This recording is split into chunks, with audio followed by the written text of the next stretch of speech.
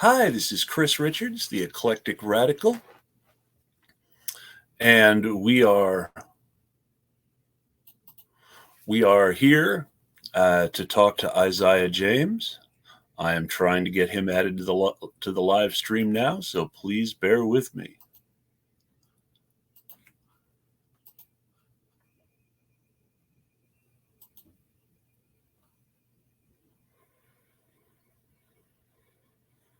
Perfect.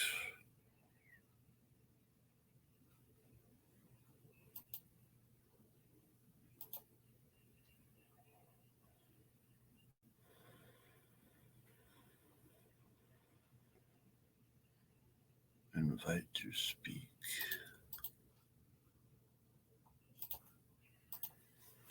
All right, so we've got Isiah in. I'm just trying to add him to the chat now.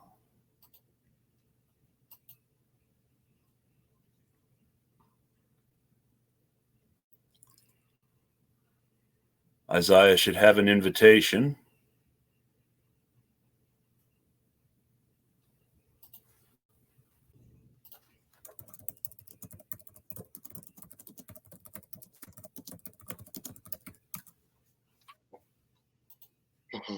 And here we are.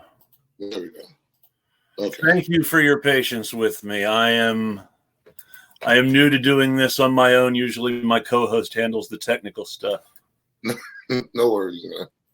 I mean, the thing you sent me earlier was not working at all. I was like, I don't know what this thing is, but no worries. No, I think I sent the wrong link. So this gives us about a half an hour, which is perfect. I do want to say first to everybody, whether you're watching it live now or whether you're watching it on YouTube later, Isiah was supposed to do political hack and slash with myself and Niall Elcom last week and was caught in a protest for a lot longer than planned and missed it. So he's here with us now. And Isiah, I'm glad to have you. Welcome. Thank you for having me on. I mean, if you hear some noise outside, that's my neighbors, so don't worry about that. But thanks for having me on. It's my pleasure. I've been wanting to have you on for a while, actually. Well, I'm glad I could finally make it. Our election is in days. Yeah, not very long at all. I wanted to make sure we got on the air before the election. Niall and I have the former editor-in-chief of Snopes tonight, and she doesn't have a non-disclosure agreement, so I didn't want to cancel that. Okay. But yeah, I really support your campaign. Let's start by, tell folks about yourself and your campaign. Well, I'll start with myself. I'm 33 years old. I'm an organizer. I'm an activist. I'm a disabled veteran. Got 3 tours of combat, 2 tours to Iraq, 1 to Afghanistan. I was the 11 Bravo, which is an infantryman, been shot, blown up, the whole 9 yards. So they retired me out of the military at 27 years old. The United States Department of Veterans Affairs gave me a 90% disability rating. So, like, the problems that I have, they're going to only get worse the older I get. And I was a little bit lost for a while. And didn't know what I was going to do with myself, so I decided, let me go get my education. Let me go learn, the system that sent me over there and why I went over there. So I enrolled in college, undergrad, studying political science. And then I got the taste of it, and then I was like, let me go a step further to see how government actually works. So then I enrolled in graduate school studying public policy. And that's why I really learned about the ins and outs and the inner machinations of government and why things are the way they are. And, doing my activism work, I was actually meeting with local elected officials and city council members, and actually took a meeting with the woman that I'm running against right now. Met her on some real key issues to, the community, and she just was intransigent. She didn't care about these issues. It was almost like she was insulted that somebody would even question her. So right then and there, and this was last year, right then and there, I told myself, I'm like, you know what? I'm going to run against this woman. Because obviously either she doesn't know what's going on, which is a terrible spot to be in for somebody who's supposed to represent you, or she just doesn't care what's going on, which is an even worse spot to be in for somebody who represents you. So here I am. Well, I'm glad you're here. Tell us about your campaign. I know that you've been involved in protests lately, but I also know that it's a challenge to keep the live stuff going during the plague, as I like to call it. I mean, well, the campaign is still going strong. I couldn't do this without my team. Before we were having this conversation, I literally was on the phone with my campaign manager about 20 minutes ago, talking about stuff we need to get done for the campaign. It's still going strong. As you're aware, most campaigns moved everything online. So all of our digital ads and digital town halls and more digital interviews like this and, digital get out the vote effort. And it's like all digital now. But we still have a core group of, dedicated folks, volunteers who are already going out in the streets and doing stuff. So, they're going out. So they're also carrying our message out there. They're taking literature and doing literature drops in different neighborhoods and spreading the message. And that's the best that any campaign can do. Besides, we're doing text banking and phone banking. And I just talked to my campaign manager, and we dialed like 50,000 numbers last week alone. You know what I mean? So we got another 50,000 to dial this week. We have a core of about 200 volunteers making phone calls and texting and doing literature drops. So that's the most we can do right now because, even though the rest of the country is starting to open back up slowly, New York City just began phase one, just began it. So most of the stores and stuff still aren't open. There's still not that many people out on the street. A city of 8.5 million people, there's probably 100,000 out on the street. It sounds like a lot, but if you've ever been in New York City, in a city that big. I mean, I'm not from New York, but I'm from Los Angeles, which is just huge and crowded all the time. Yeah, no, there's nobody out on the street. In cities that big, 800,000 people is like a ghost town.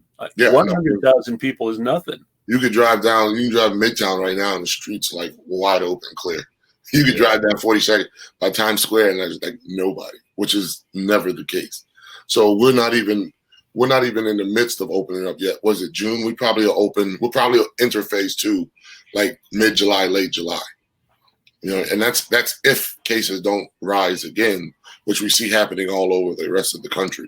I'm in one of those places where it's rising. Our governor here in Oregon, Arizona, put a week-long pause on the second phase of opening up again because our numbers went up.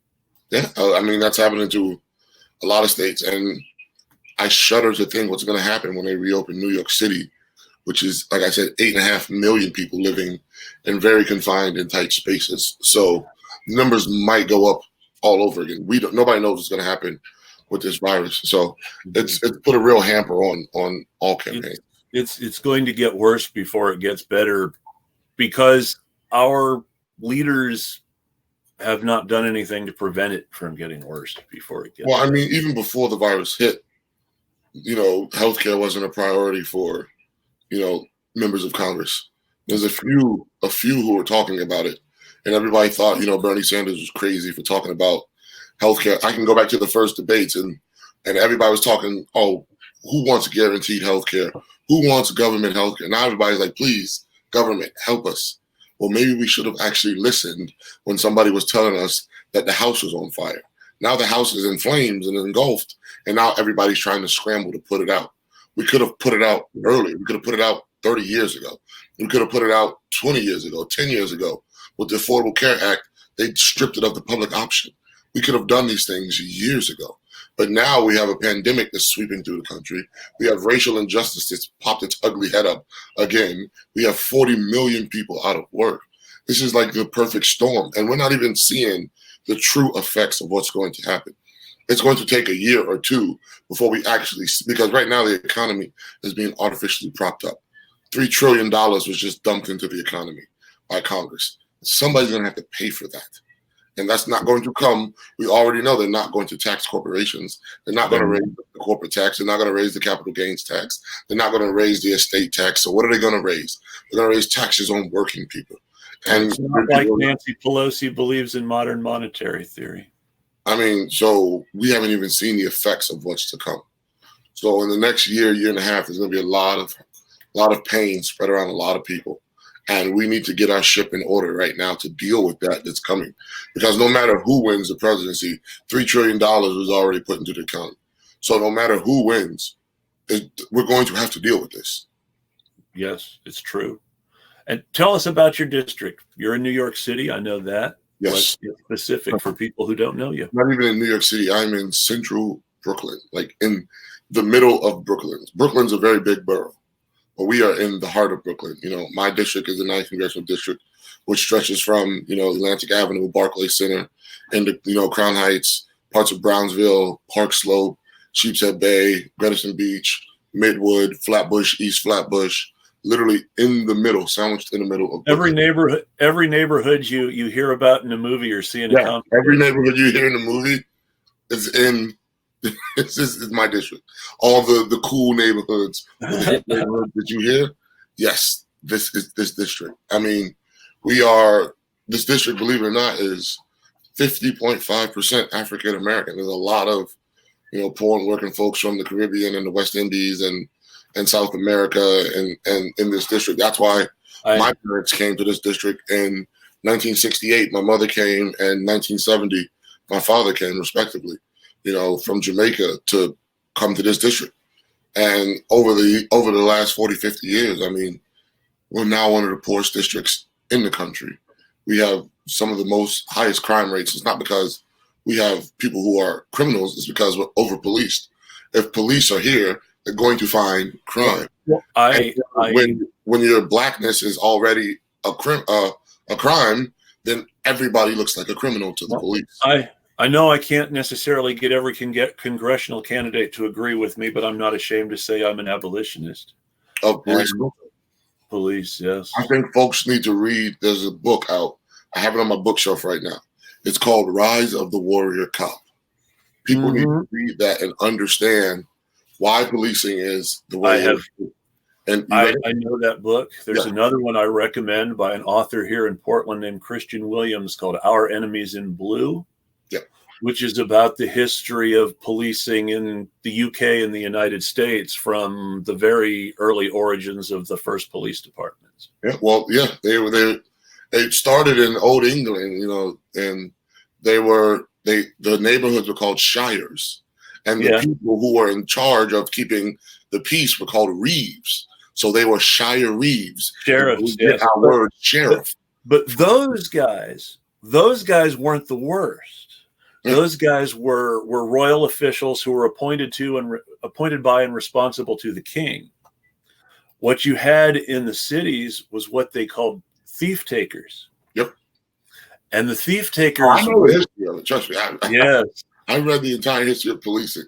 Yes, fascinating. In America, policing stems out of slave catchers who would literally track down escaped slaves and bring them back to the plantation for a fee. And that's the modern day of policing.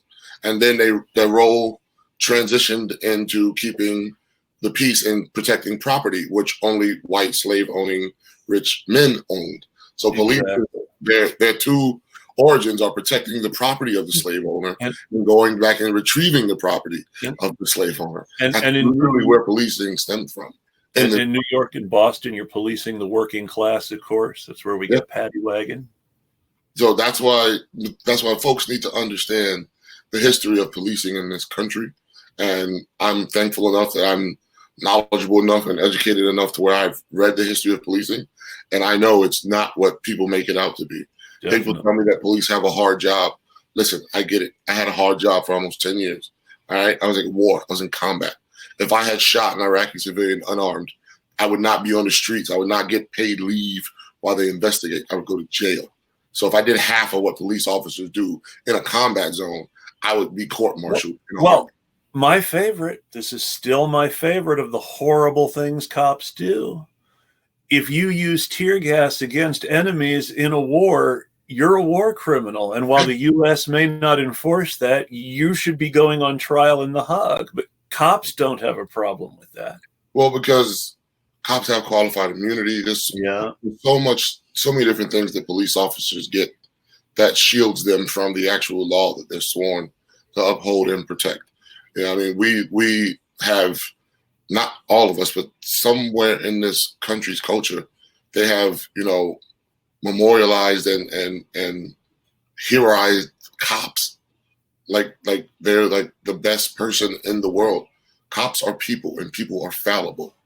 And anything that has a human touch to it is prone to error. It's prone to misjudgment. It's prone to badness. Cops are people too. So they're not this perfect, 1010 machine. There are cops who are racist. There are cops who beat their wives. There are cops who do drugs. 40% of cops admit to beating their wives. Exactly. So why is it so hard for us to understand that maybe a system that's run by people that was started in slavery, that is getting nothing but military weapons, maybe we should look at that system and see exactly what the hell is going on. That's the only thing they won't touch. They'll cut a school budget. They'll cut a hospital budget. Military budget, can't touch that. Police officer budget, can't touch that. Why is that? I know why it is, but everybody needs to ask themselves, why is that? And I wish more people would. I think that's the question a lot of people have to think about, because I've always felt, I've been lucky because my parents were Republicans, but they were very odd Republicans. And one of the first things my father said to me was that the only difference between a cop and a criminal was the badge. Well, we have to look, folks have to look. Republicans of old are not the Republicans of today. It's true. And I hate the argument when they always say, well, the Democrats, were for slavery. That was Democrats in the 1800s. It's true. Right? We're not talking about the radical Republicans. Lincoln was a radical Republican. If you want to talk about the radical Republicans, Lincoln was pen pals with Karl Marx. That's so. And anybody who uses that argument is obviously they're either intellectually disingenuous or they're just an idiot and they don't know what the hell they're talking about. That's true. They don't know about the Southern strategy and the shift in the 70s when Nixon played on racial fears and all the Dixiecrats who didn't want to go and have black people in their party left the Democratic Party and went to the Republican Party because Nixon was their guy because he would stoke their racial fears. Anybody takes any kind of civics class or a basic political science 101, they will learn this. So anytime somebody tries to use that argument with me, I know either they're lying to me and they know the truth, or they're just ignorant and don't know the truth.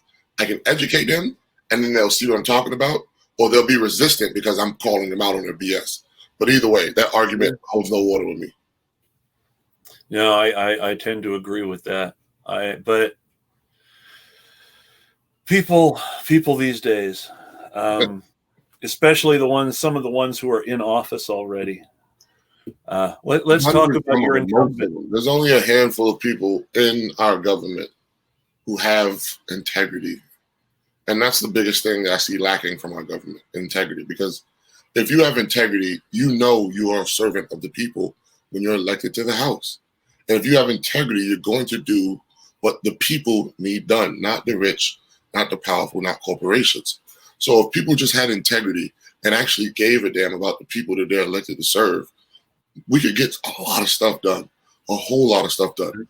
But when you have the Republicans taking big dollars and big business, the Democrats can't really say anything because they take the same money. Well, do you remember what AOC wrote about a freshman congressman's experience? Yeah. Basically, they have you working as a telemarketer for more time than you are a legislator. I would never do that. Calling people and trying to raise money for the DCCC. I would never do that. Not in a million years. There's no way. I haven't taken that money now. Running for office. When I first got into this race, I had somebody who was helping me fundraise. And he's like, what kind of money won't you take? And I told all the money that I would not take. He's like, you're going to make this extremely hard for yourself. I was like, well, be that as it may, but I'm not going to compromise my values. I'm not going to compromise my integrity, because if I take that type of money, then I'm no better than the person that I'm running against. I'm no better because if you can be corrupted for a $2,800 donation and you don't even have the position yet, what are you going to do when those big ass lobbyists, I'm talking big lobbyists, come and offer you stock options and kickbacks and all those things to put this bill or to water this bill down or to take this out of this bill? What do you think you're going to do? You already compromised your integrity. Well, let's take some incumbents I know of off the top of my head. Earl Blumenauer here in Oregon, who sadly won his primary. Who was running against him? Albert Lee. Yeah, I know Albert. Albert's great. Yeah, no, I know you've done some stuff with Albert. Yeah, he was one of my brand new Congress slate mates. Like, Yep. we both endorsed the brand new Congress. I know Albert. And my candidate here in my district was Amanda Seaby, who I love. Listen, this is what folks don't understand, and I don't think this is what the Democratic Party understands.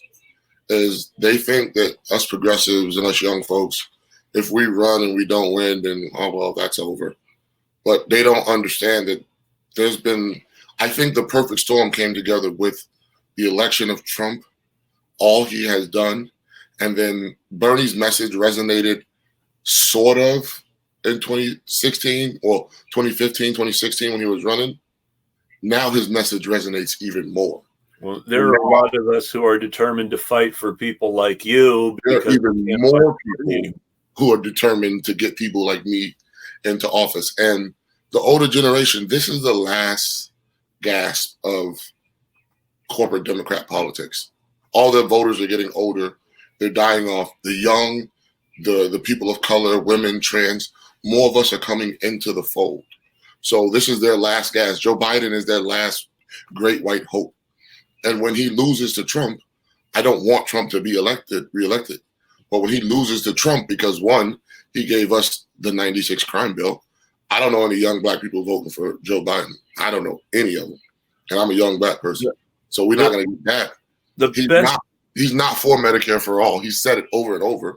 So all the young idealistic white folks who are voting for him, who the hell is going to vote for Joe Biden? A bunch of old people. And they don't have the numbers to beat out Trump voters. They could have. And look, right now is the perfect culmination of the time we need a leader like Bernie Sanders. Joe Biden says, I don't want to defund the police. Imagine right now if Bernie Sanders was our standard bearer. Well, that's where I hate to disappoint you just a little bit, though it's possible that this is because Biden's going to be the nominee and he doesn't want to buck Biden.